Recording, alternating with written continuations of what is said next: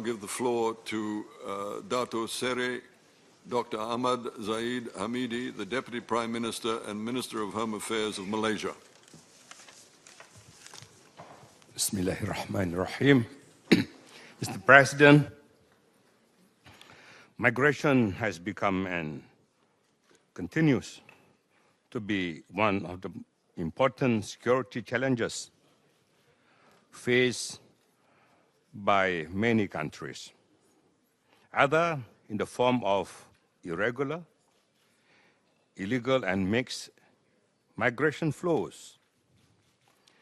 Irregular or illegal migrations is a cross-border flow of people who enter a country without the legal permissions to do so, while mixed migration flows are complex population movements, including both voluntary and forced migrants. The most common form of irregular or illegal migration are related to illegal labor migrations, labor trafficking, and or sexual exploitation, as well as those fleeing from persecutions and discrimination, natural disasters, poverty, and armed conflict. In the early 70s, ASEAN countries, including Malaysia, has faced the exodus of Vietnamese boat people into the country, and finally, they were successfully resettled in third country with the assistance of UNHCR. Nonetheless, to date, Malaysia is still hosting about 150,000 persons of concern, comprising of asylum seekers and refugees from 54 countries, though the term refugees is not being defined under any of our domestic legislations.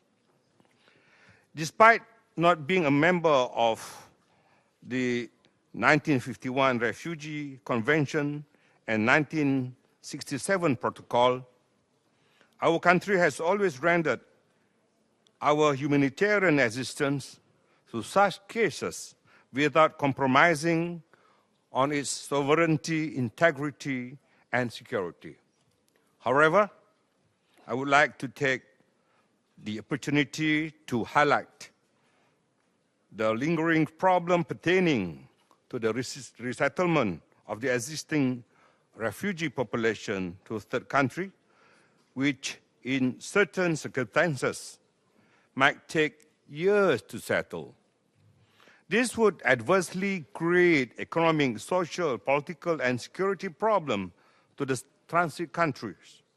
In this regard, I would like to urge UNHCR, IOM, and other state parties to the 1951 Refugee Convention and its related protocol to give serious attention and promptly act on it, especially in providing financial assistance and to provide other humanitarian assistance.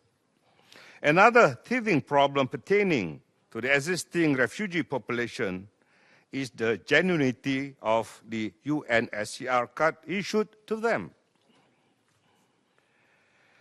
I would like to suggest UNHCR to look into the registration and issuance of the UNHCR card embedded with additional security features. However, the refugee determination status is solely at the discretion of the UNHCR.